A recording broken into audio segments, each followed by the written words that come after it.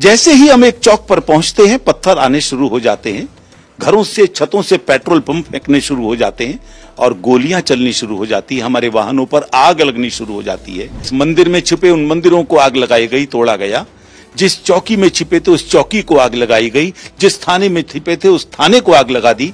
यानी कुल मिलाकर एक भी हिंदू जा ना पाए, इसकी तैयारी। भीड़ को, सबको संभाल रहे थे, पहाड़ों के ऊपर से गोलियां चलनी शुरू हो गई। आखिरी बस जो वहां से चली उस पर भी गोलियां चलाई गई। हरियाणा के गृह मंत्री को कहना पड़ा कि मुझे 3 बजे के बाद मालूम चला, और वो भी मेरे मित्र ने बताया, क्योंकि मैं अंदर घिरा हुआ लोगों को बचा रहा हूं। मैंने ही उनको फोन किया।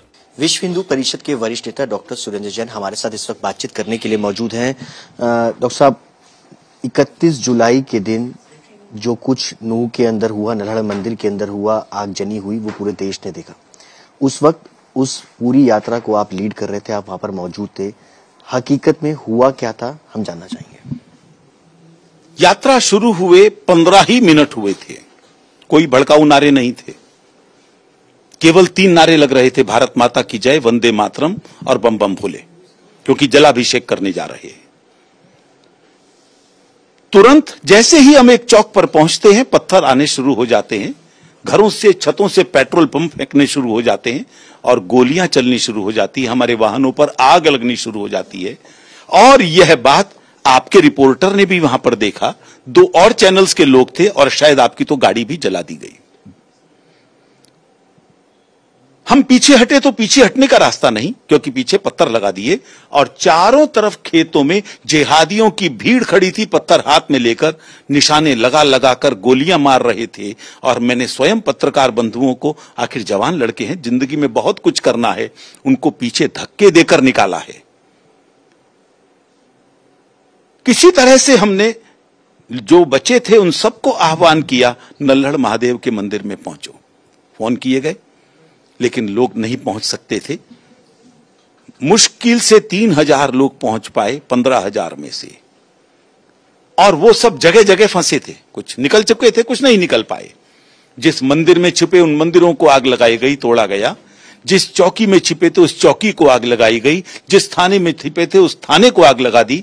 यानी कुल मिलाकर एक भी हिंदू जा ना पाए, इसकी तैयारी।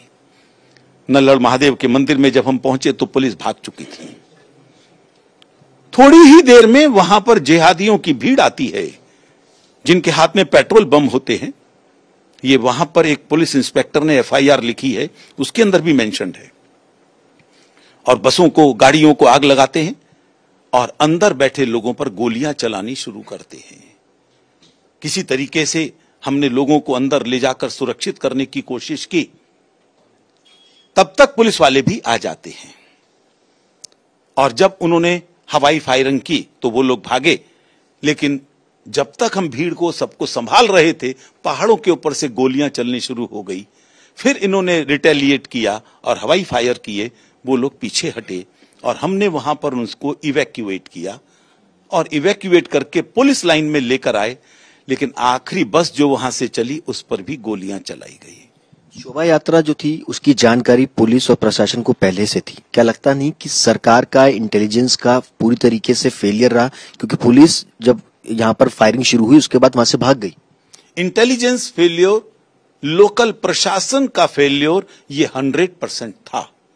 और इसीलिए आज मजबूर होकर हरियाणा के गृह मंत्री को कहना पड़ा कि मुझे 3 बजे के बाद मालूम चला, और वो भी मेरे मित्र ने बताया, क्योंकि मैं अंदर घिरा हुआ लोगों को बचा रहा हूं। मैंने ही उनको फोन किया कि भाई इस हालत में आप कैसे छोड़ सकते हैं। तब उनको मालूम चल रहा है ये हो रहा है। तब फिर वो एयर ड्रॉप और बाकी सब चीजों की तैयारियां हुई। आसपास के जिलों से पुलिस आई और हम लोग बच सके। मुझे लगता है इतनी देर से कार्रवाई हुई चाहे, लेकिन हुई, और उसके कारण से हम लोग बच सके। केवल 6 कैजुअल्टीज हुई, वरना ये और ज्यादा होती। जो ये 6 कैजुअल्टी हुई है दोनों समुदाय के लोगों के बीच में हुई है, लेकिन सवाल ये हो रहा है कि जो वीडियो सामने आ रहे हैं उसमें शोभा यात्रा के दौरान जो लोग मौजूद थे उनके हाथ में भी रिवॉल्वर्स हैं, तलवारें हैं। क्या लगता है कि शोभा यात्रा में इस तरीके के हथियार लेकर के चलना जायज था? रिवॉल्वर जितनों के पास भी थे वो सब लाइसेंस वाले थे, और जिनको लाइसेंस मिलता है वो अपनी बंदूक को लॉकर में नहीं रखते, वो ड्राइंग रूम में सजाने के लिए नहीं रखते, अपने साथ लेकर चलते हैं। और अगर उन लोगों के द्वारा हवाई फायर न होते तो शायद मैं भी आपके सामने इंटरव्यू देने के लिए न होता। मेरे बगल से गोलियां निकली हैं। पुलिस जब तक आती तब तक इन्हीं लोगों की वजह से हम लोग बच पाए। लेकिन ये जो कहना कि कैजुअलिटीज दोनों तरफ से हुई हैं, मैं पूछना चाहता हूं सब लोगों से, क्या मेवात के अंदर केवल नल्लड़ नहीं, पूरे मेवात में हिंसा हुई, एक भी मुसलमान वहां पर मरा? हां, समाज के कुछ लोगों ने गुरुग्राम के अंदर एक अवैध मस्जिद से जब गोलियां चली, उन लोगों ने भी कार्यवाही की तो उसका कुछ परिणाम सामने आया। दुर्भाग्यपूर्ण है वो भी, मृत्यु किसी की भी हो उस पर दुर्भाग्य ही व्यक्त किया जाना चाहिए। तो इसलिए यह कहना कि दोनों तरफ से था, ऐसा नहीं है। एक आत्मरक्षा में था और एक हमलावर था, दोनों को बराबर नहीं कर सकते। बुलडोजर एक्शन अब जो है वो तेजी के साथ चल रहा है, इसको किस तरीके से देखते हैं आप? सेटिस्फाई हैं? और तेज चलना चाहिए, और केवल चलना नहीं चाहिए, स्थायी व्यवस्था होनी चाहिए। और स्थायी व्यवस्था यही है कि मुस्लिम बहुल इलाके के अंदर सीआरपीएफ और बीएसएफ का स्थायी केंद्र बने। आखिर दिल्ली से सीआरपीएफ और बीएसएफ को वहां पहुंचने में रात को 11 बज गए, क्योंकि सड़क के रास्ते सब बंद कर रखे थे, लोग जा नहीं पा रहे थे, आ नहीं पा रहे थे। अगर वहीं पर इनका केंद्र होता तो शायद 6 लोगों की भी हत्या नहीं होती, और इस समय जो सैकड़ों लोग हॉस्पिटल्स में पड़े हैं वो भी नहीं होते। एक आखिरी सवाल, अब विश्व हिंदू परिषद का आगे कोर्स ऑफ एक्शन क्या है? किस तरीके से अब आगे की तैयारी करें?